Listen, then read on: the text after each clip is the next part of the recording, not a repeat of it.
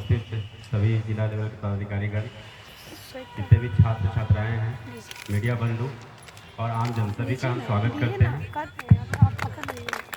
जैसा कि आप सभी को मालूम है और जानते भी हैं कि कोई भी बीमारी जो है दो तरह से उसको हम लोग ट्रीट कर सकते हैं।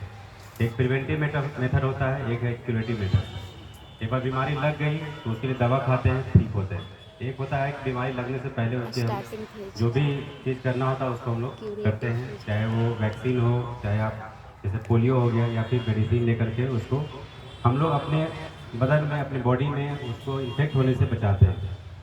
तो बहुत सारी ऐसी बीमारियां हैं जो कि एक बार आपको लग गया, एक बार आपको बीमारी लग गई तो उसको फिर क्यूरेट नहीं किया जा सकता है, मतलब उसको सही नहीं किया जा सकता। उसी में एक आपका फाइलेरिया है। जैसा कि आप सभी को मेडिकल फील्ड से तो ज़्यादा जानकारी होगी, पर जितना मुझे जानकारी है तो उसमें चूँकि वो क्यूरेट नहीं हो सकता है, उसको ठीक नहीं किया जा सकता है, इसलिए हम लोग जो है प्रिवेंटिव एक्शंस लेते हैं। तो बहुत सारी ऐसी जैसे पोलियो था, 90s में पोलियो हमारे देश में बहुत ज़्यादा हुआ करता था और बहुत बड़े लेवल पे उसका अभियान चला और आज जो है लगभग हमारे देश से वो नहीं के बराबर है, नेग्लिजिबल है। लेकिन तब भी हम लोग चलाते हैं कि वो रीअकर नहीं करें, क्योंकि उसका एक लाइफ साइकिल होता है। अगर उसको फिर से डोजेज नहीं दिया गया तो किसी भी बॉडी में वो फिर से रीअकर कर सकता है और वो फिर से बड़े लेवल पर फैल सकता है, कम्युनिटी लेवल पर। तो उसी तरह से फाइलेरिया है, जैसे संख्या आपको अशोक जी ने बताया, लेकिन वो संख्या बहुत ज़्यादा है। होता क्या है कि जो इस तरह की जितनी भी बीमारियां हैं उससे सोशल लेवल पे और मेंटल लेवल पे बहुत प्रॉब्लम होता है उस पेशेंट को। जैसे कि फाइलेरिया आप सब लोग जानते भी होंगे, देखे भी उन पेशेंट को, हम लोग बचपन में देखते थे कि बहुत उनके एलिफेंटियासिस हो जाता था, बहुत मोटे पैर हो जाते हैं, उनको फिजिकली और कोई भी काम करने में बहुत परेशानी होती है और उसमें से जो स्मेल आता है उसमें उनको परेशानी होती है। तो वो जो है कभी ठीक नहीं होता है, पूरी ज़िंदगी उनके साथ वो चलता है। तो इसलिए उसको कम्युनिटी लेवल में स्प्रेड करने से पहले या फिर इंडिविजुअल लेवल में स्प्रेड नहीं करें। ये बहुत ज़रूरी है कि जो भी अभियान चलाया जा रहा है उसको हम लोग उस अभियान को सफलतापूर्वक चलाएं। जैसे बहुत सारी चीज़ होता है क्या कि हम दवा छोड़ दिए, नहीं खाया तो उसका कोई इफेक्ट नहीं होता है और जो है हमको बाद में फिर से ले लेंगे तो हमारा चल जाएगा काम। लेकिन इसमें क्या होता है कि आप लोग को मालूम है कि इसका जो इंक्यूबेशन पीरियड है, इसका जो हम लोगों को सिम्टम्स दिखते हैं वो बहुत लॉन्ग पीरियड के बाद दिखता है। इट टेक्स अराउंड 10 ईयर्स भी ले सकता है, 15 ईयर्स ले सकता है, 20 ईयर्स भी ले सकता है। तो इतने लंबे समय के बाद कोई अगर बीमारी दिखने लगता है कि हमको ये बीमारी हुई है और उसके बारे में नहीं जानकारी है और जब हो जाएगा तब आप उसमें कुछ कर नहीं सकते। तो इसलिए इसको लाइटली नहीं लेना है। जैसे इसका हम लोग मीटिंग किए थे जिला लेवल पे, तो इसका 3 फेज जैसे बताया कि हम लोग कम्युनिटी लेवल में जाएंगे, फिर उसके बाद स्कूल लेवल पे, फिर हम लोग जाएंगे आंगनबाड़ी लेवल पे। क्योंकि इसमें कुछ जो है आपको साइड इफेक्ट्स आते हैं जो कि वो कुछ नहीं खाने की वजह से या सही तरीके से एडमिनिस्टर नहीं करने की वजह से कुछ जो है आता है, जैसे नोजिया हो गया, वोमिटिंग हो गया। तो होता क्या है कि कोई भी आप मास लेवल का प्रोग्राम चलाते हैं तो उसमें जहाँ से ये साइड इफेक्ट का अगर मासेस लेवल पे ये चला गया कि इसमें कुछ साइड इफेक्ट है तो लोग उसको जो है अडॉप्ट नहीं करते।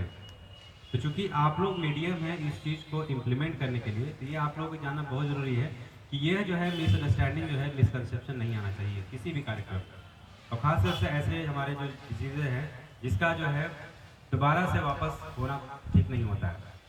तो इसीलिए हम लोगों ने ये किया और प्लानिंग भी हुआ है स्टेट से कि पहले कम्युनिटी लेवल पर करें, क्योंकि ओल्डर एज में या फिर जो एल्डर्स होते हैं उनमें जो है सिम्टम्स वो नहीं आते हैं, साइड इफ़ेक्ट्स नहीं आते हैं अगर वो दवा लेते हैं तो। और चूँकि दे आर मोर इन्फॉर्मेटिव, वो ज़्यादा जानकारी रखते हैं कि खाना खा के लेना है दवा, तो ऑब्वियसली वो गलतियाँ नहीं करेंगे। लेकिन छोटे बच्चों में ये जानकारी नहीं होती है, चाहे मान लीजिए स्कूल लेवल खाना खा के आया कि नहीं आया, टीचर को मालूम ही नहीं है और आप जैसे ही उनको दवा देते हैं उनमें जो है वो साइड इफेक्ट दिखते हैं और वो जो है आपकी तरफ पूरे मोहल्ले में, पूरे जो है समाज में फैल जाता है कि ये दवा से जो है ये परेशानी हो रही है। तो फिर जो है वो लार्ज लेवल पे, मास लेवल पर रिजेक्शन होने लगता है।